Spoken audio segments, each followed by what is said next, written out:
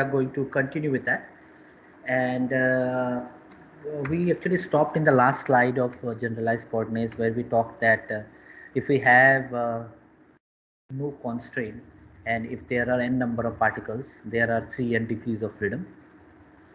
The example that I have given to you was this, that whenever you have let's say you are on a junction and then there are 3 ways, right? Then 3 of the ways you have, that means you are 1 particle and you have got 3 directions to move. So that's your degrees of freedom. And if you consider a 3-dimensional space, obviously there are 3 directions to move. Okay, so if there are n particles, 3n degrees of freedom. And then we say that if we have got k constraints, so that means we restrict. So that say this one side is no entry, you've got 3 minus 1, so it is 2. So in case of n number of particles, there will be 3n minus k your constraint, sorry, degrees of freedom, right? So 3n minus k degrees of freedom is which is there. So this 3n minus k will actually define how many equations you need, how many independent variables you are dealing with, okay? How many equations you need to solve to know the values of those independent variables. So all these things will be decided by what is your degree of freedom and what is the constraint. So there are something which are called constraint forces. So if you are actually holding let's say a stone, you're tying it with a thread, and then you are tying the thread with your hand and you are rotating it. The stone cannot fly away unless you tie it very loosely. If you tighten it, it will basically won't fly away, and the finger keeps on rotating, and that will actually have an effect on that stone. Okay, so that's basically nothing but a force that acts on it, and we call it the force of constraint. Okay, so these kind of things are there important. So we will have n number of equations, and then that way will have 3n minus k coordinates. If you consider time, it will be plus 1 there. Okay? So you basically have 3n minus k plus 1 coordinates. So any equation will be a function of these variables. Okay, these variables.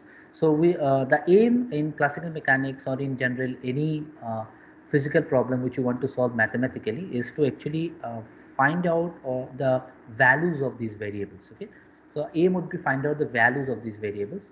So in the next month or so, the classes that we are going to have is based on this. Let it be a Lagrangian, a Hamiltonian solution. Okay, we are going to look into conservation of energy and all concepts we are going to use and going to find out these variables. So this is what was there in the last class, and then today we will continue with generalized coordinates. So in general, these generalized coordinates can be anything. Okay, it can be an angle. So if you consider theta, or if you consider something like omega, okay, a solid angle, that is also there. So that is these are nothing but can be considered as generalized coordinates. So if you remember the last class example, right, you have got this particular point, and then this is your position vector, and then this is your angle theta. So then this r and theta will also represent the same point, but this is in polar coordinates. In general, we write down x1, y1, so it will be the Cartesian coordinate, and so on. So it can be angle. So this theta can be an example of generalized coordinate. It can be energy units. So you know energy units, right? Energy units in general we say h nu. Okay. So it can be in joules. Okay, possible. Or we can simply write it down in h nu also. We are going to look into it more and more, but I think being a student of physics, you already know what is h nu. It's simply joules. Okay, it's joules. Momentum units, okay, mass into velocity, that is there, or even amplitudes. So whenever you are writing down an equation, let's say quantum mechanics, you are writing down a Schrodinger equation, and you write down, let's say you're solving a one-dimensional problem, square well potential problem. You write down an equation like y is equal to a sine omega t. That a is basically nothing but representing an amplitude. So even that can be a part of a generalized coordinate. Okay, possible. So if we just say Qj, so Qj is any generalized coordinate. Okay, this is just a general way to write it down in classical mechanics, and J is nothing but you can consider the J term. Okay, so this is basically just a number and it's a scalar. So we are not really concerned about the direction. We are only concerned about the value that it carries. Okay, so the magnitude is more important. But then if you basically consider any generalized coordinate and it defines system only partially, that means it cannot represent the entire system. So that means it might be possible that you don't need one generalized coordinate, you need 2, 3, 4 generalized coordinate to define the entire system. Okay? So in order to completely specify the state of the given system, generalized coordinates are used. So partial determination is not something which we need. Okay, so it should completely specify. So how do you choose a set of generalized coordinate is again not unique. As I said, this is a very simple case. Okay, you can either take x1 y1 Cartesian coordinate, or you can just take r theta. Okay, so if you take r theta, that means we are considering polar coordinate, but they are generalized coordinate, and x1 y1 are also generalized coordinates, right? So it's like it depends on the situation that you are handling, which kind of consideration makes the problem easy, depending on that you will take. So this is not unique. Okay, generalized coordinate is not unique, it can be different. Okay, but we will see that we are going to consider some unique cases. Let's take an example and try to understand how to reduce the number of coordinates here. So let's look into this. Okay, double plane pendulum. Some of you might have come across this term, some of you might not have come across this term. Perfectly fine. What happens is it is fixed at this particular point, and at the end of this, the other pendulum is also fixed. So this is a bob here. You know, pendulum will have a bob, and this is one more bob here. So this is fixed here, and from here this is fixed. Okay, and then if you look into the coordinate system, I think this is very simple. We already know it. Okay, very simple. We'll just take this as x1. Okay, and then if you consider from here, this will be x2. I already know this. Okay, so these are our coordinates. Similarly for y1 and y2, let me not draw it. Okay, x1 and x2. So you know that this is constant at this particular point, and then let's say the length is L, and for convenience we can say this length is also L. Okay, try to understand the figure first, and then we will actually go to the idea of using generalized coordinate. So in your exam I might ask you a question, explain the idea of generalized coordinate using an example. So I think this slide is good enough for you to understand it. Okay, one more tip I'd like to give you, if you like, I will share the video lecture, of course, and as I said, I'm never going to share the slides with you because I don't prefer my students directly reading from the slide or writing down from the slide. Okay, but then, you know, today technology has its drawback. Even if I say, you can still do it, right? You can always take a screenshot of this and then you can have the slide with you. Okay, it's possible. If this idea didn't come to your mind, I'll put this idea into your mind, because it's totally up to you how you want to learn. But on a personal level, I like to advise you that when you make your own notes and study, the understanding becomes far more better. Okay, if you have this habit from now onwards, I think it will be more helpful during your entire MSc course. But then if you just keep on just noting down without understanding, or just copying the slides or keeping the printout of the slide, I think that might not work well. Okay, so it's up to you to decide. Please decide it very carefully, very important. So this diagram also I prefer that you draw it, okay, so that you understand it, and during exam you don't have any difficulty in explaining it, because exam method basically you have to draw the diagram, right? So it's important. So the question would be explain generalized coordinate with the help of an example. This is a good idea. So you know that this will basically make an angle theta 1. So theta is not given here, and this will make an angle theta 2. Of course, those two angles are different because they are not parallel. Okay, they are making an angle, so theta 1 and theta 2 are different. So you have got two coordinates to define this position x1, y1, and you have got two coordinates to define this position x2, y2. Let's see how we can handle this problem. Okay. So if you consider the Cartesian coordinate, we have got x1, y1, x2, y2. We have got basically four coordinates here, or in general we can say 4 degrees of freedom. Okay, because across one end is fixed. We are considering only the plane of the screen. Okay, we are not considering it out of the screen or into the screen. So there is no z direction as such, only the two-dimensional picture. So we have got a 4 degrees of freedom. And then if you actually want to write down the equation for this, what you can do is this. First is x1 square plus y1 square minus L square is equal to 0. So you know, if this is here and if it keeps on moving, okay, there will be change of angle. But if actually it rotates, it basically form a circular motion. So it depends on what will be the position of x and y. But basically this length L will be fixed. So that means this equation of circle can actually define this motion, okay, in general. So what we can say is x1 square plus y1 square minus L square is equal to 0, where L is the radius, we can say. So this is fixed. Simple. What about the next equation? The next equation is fixed here. So this is fixed here. So if you consider a separate situation where this is fixed, let's say I'm not moving this. If I move this and this both, it will become more complicated. Okay, I'm not going to move that complication. I'm assuming that this is fixed now and this is moving. If this happens, I have to consider this position, right? And this position, sorry, this position and this position. So this position. So what is this particular length? This particular length, because it is fixed at this point, na? So we have to consider it at this. So this particular length is this entire length minus this length. So this will be x2 minus x1. Normal geometry, okay, not physics here. x2 minus x1. Similarly, from here to here it is y1. I think it is very clear to all of us. y1, and from here to here it is y2. y2. So if you take this length, this would be nothing but y1 minus y2, right? We can take that, or y2 minus y1. This square term doesn't matter. So you basically have this, okay. This is your x1, x2 minus x1 whole square plus y2 minus y1 whole square, right? So this is there. Sorry, this is y2. Okay. So we can take this and then minus L square is equal to 0. So we have got two equations now, and we are in need of finding out 4 variables. But you see, we don't need to do that because we already have theta and we can actually find it out. So what you can do is, there are 2 independent degrees of freedom, and those 2 degrees of freedom are nothing but theta 1 and theta 2. So theta 1 and theta 2 are nothing but independent degrees of freedom, and they can be considered as the generalized coordinate, because this theta 1 can be related with x2 x1 y2 y1. Okay, x1 x2 y and x2 y2 both can be related with theta 1 and theta 2. So this is the beauty of this particular problem. So what we can say is, they are linked to the Cartesian coordinate. So these generalized coordinates are not free.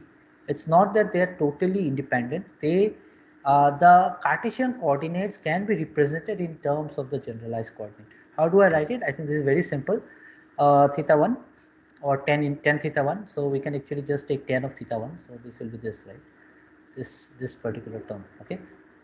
So if you take 10 of theta 1, it will be nothing but x1 divided by y1. Trigonometry, right? Okay. So this will be perpendicular divided by the, or we can say the opposite side divided by this. Okay. So I think this is simple here, because this is theta 1, then this is the alternate angle. This is also theta 1. Just take the geometry and check.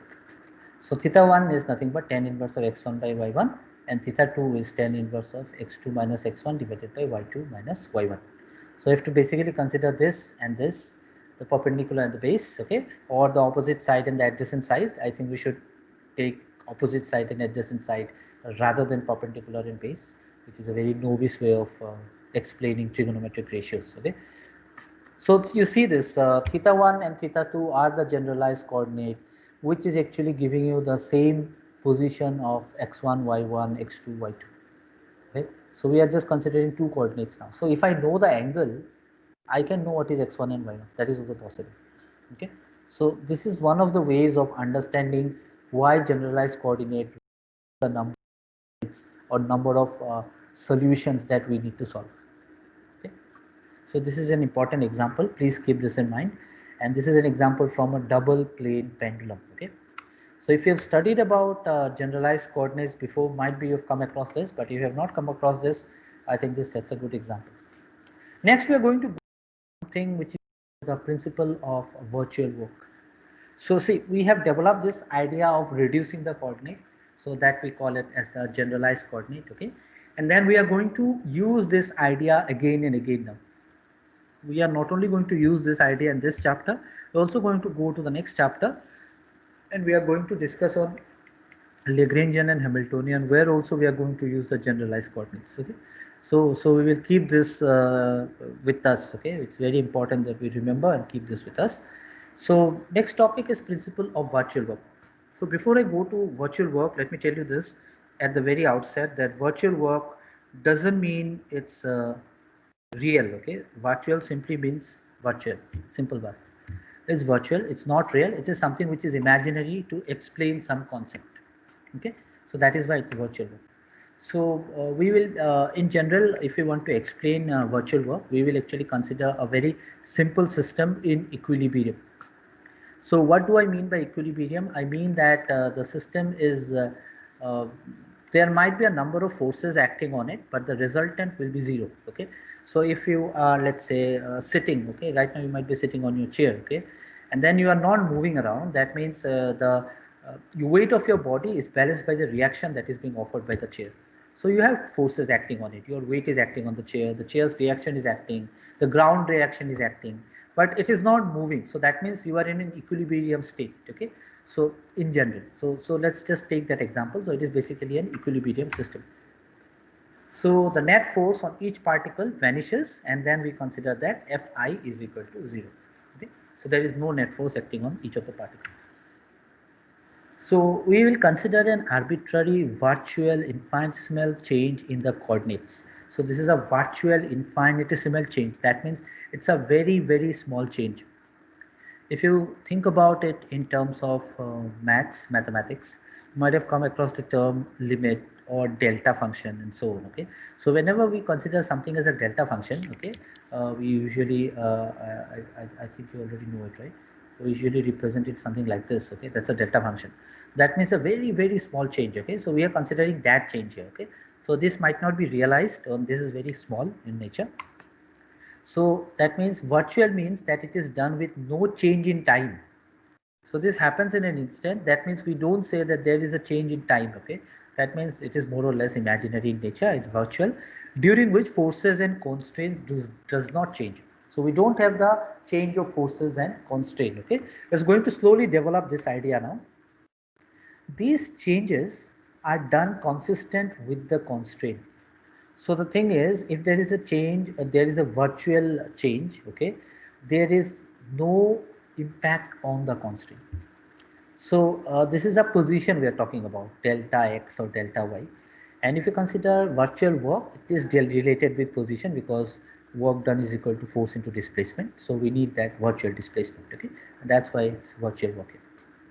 So since all Fi are 0, that means in equilibrium state. Please remember, this is an equilibrium state. If it's not in equilibrium, we don't have that state. Okay, so that's very important. So in general, we can consider that this Fi dot delta Ri is equal to 0. This is called virtual work. Please remember, it is not individually. Okay, it's not Fi dot delta Ri. It is the sum of all the forces acting on all the particles dot delta Ri, which is equal to 0. This also doesn't mean that Fi is 0. That means there is no force acting on the body. There will be force acting on the body, but the net force and the displacement product is 0. So the product of them is 0, not the force or only the displacement. Okay, that's very important. So what we do here is we basically separate the forces. As I told you that if you have a constraint, there will be two kinds of force. The force which is internal in nature, okay, and the next is the applied force. So if you consider, let's say, a jar of gas, there is forces which is within the gas jar. And if you are applying, or if you have a balloon, okay, and if you are applying an external force, okay, pressing the balloon, and inside the balloon there are air molecules, or so, let's say nitrogen gas molecules and so on, okay, these nitrogen gas molecules will also have some forces acting between them, okay. So there is a two types of forces which are acting. One is the applied force and one is the constraint force, okay. So of course the gas molecule cannot escape the system. It cannot go out of the gaseous system or out of the balloon. So there is some constraint which is acting on it. Okay, these are nothing but called the constraint forces. Okay? So if you are playing a game of basketball and then let's say not basketball, let's say badminton or volleyball, where you are on both sides of the court, right? And you are playing with the ball, right? The ball is moving from this side to the other end. And if you are in a professional game, you are not going to leave the court, right? So you are basically constrained. You are restricted by the movement of the ball. So that is basically a kind of constant force that we are talking about. Okay, so that is there. So we have got this total force which is acting, which was Fi here. In the previous example, this is your Fi, but this Fi is not simple. Okay, it's not simply Fi. If you consider a real system, it will be a combination of the applied forces and the constant forces. Okay, so then we have applied force dot delta Ri plus constraint forces dot delta Ri, which is equal to 0. Okay, so if you combine them, we get this result. So this is important. Okay, but then we say that the forces of constraint or the virtual displacement, this is an important term. So when you write down in your exam, this might be a part of a semi-objective question. By semi-objective, I mean it might be a 2 mark, 3 mark question. So you have to understand each and every point and do justice to the mark that has been given. So these sentences are important. The question, the point here is, what do I mean by virtual displacement is consistent with the constraint? It means that there is no displacement because of the constraint. Okay, so that means the virtual work done by the constraint forces along the virtual displacement must be zero. There is no virtual work done because of the constraint. Okay, there is no work done because of the constraint. That is why it is very important. Okay, the virtual work done, please read this sentence again and again, try to sleep over it because this is important. The virtual work done by the constraint forces along the virtual displacement must be zero. So the virtual work done because of the constraint is negligible or it's zero. Okay, if you take the force, constraint force multiplied with the displacement, the work done is zero there. Okay, so that means simply that if delta Ri means that is the virtual displacement is consistent with the constraint, it means that the net virtual work, that means Fi dot delta Ri. So if you remember from the previous slide, this part is the virtual part. Okay, this is the applied force and this is the force due to constraint. So this part must become zero. This part must become zero. Okay, so this is what is written here. From the forces of constraint, we have the virtual work done is zero. So this is the concept of virtual work done. You might ask me why we need this. Okay, this is important because if we want to know whether a system is in equilibrium or not, we need to analyze it in this way. Okay, where do we use it? You might ask again, because in real life I don't really see any application. But then when you are actually trying to mimic a system, if let's say you're doing some research in classical mechanics, okay, you'll slowly know about research. Okay, third semester, fourth semester, you have projects, so you'll have an idea. So if you want to do some research on classical mechanics, and if you are like working on a theoretical idea of, let's say, the gas molecule moving inside a system, okay, or the atmospheric pressure and all those kind of things, you have to consider the system from an equilibrium point of view.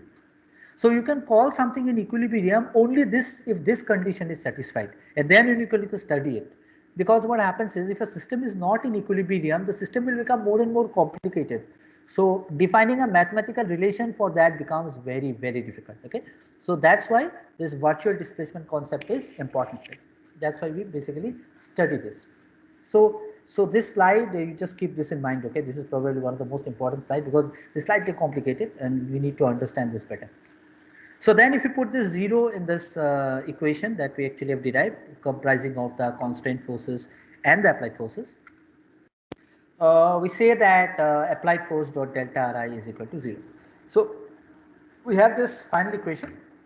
This means that the virtual work of the applied force must also vanish.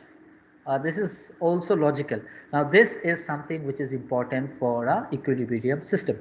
That means if there is a virtual work done by the applied force, that might also vanish, because see, this part becomes again 0. So this is the condition for an equilibrium system, not an system which is in inequilibrium. Okay, this is called the principle of virtual work.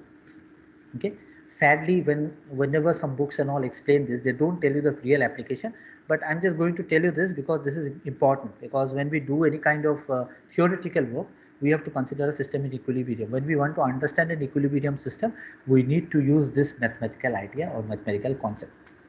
This also means that the force, applied force, might not be 0. Okay, the applied force might not be 0, but the resultant work done is 0. Okay, so it's not FIA or delta Ri is 0.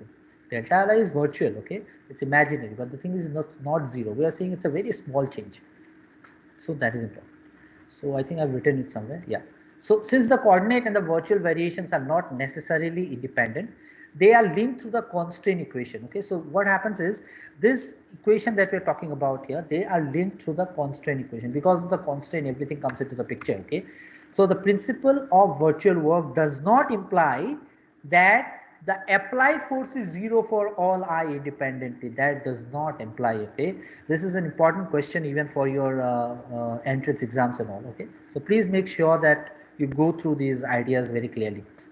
Basically, the trick is now to change the variable to a set of proper generalized coordinates. Coming back to generalized coordinates. Now, the question is, what will be the form of equation of this virtual force?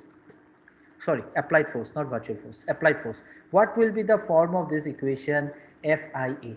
Can I write this equation? Okay, I can write down this equation in terms of the constraint motion. Whenever I say constraint motion, I am talking about generalized coordinates. That means I am going to write down this equation in terms of generalized coordinates. Okay, and that's why we can write down this equation in this form. Question mark J delta Qj is equal to 0. The task is to find out what is the form here. What will be this form? And for this, we are using something which we call as the D'Alembert's principle. Okay. So if I start D'Alembert's principle today, as I said, it will take time. So I think perfectly fine. What happens is I don't need to write down so many things. Everything has been typed. So I think it's covered. Okay. The class is going fine. So this question mark will actually be derived by using the D'Alembert's principle. Okay, so we actually, our hunt is now to actually find out the form of this question mark. Okay, and then we can say that Qj being independent, because Qj we can consider it to be a generalized coordinate. Okay, and then we can write down this Fi in terms of Qj, and then we can actually have a valid equation. Okay.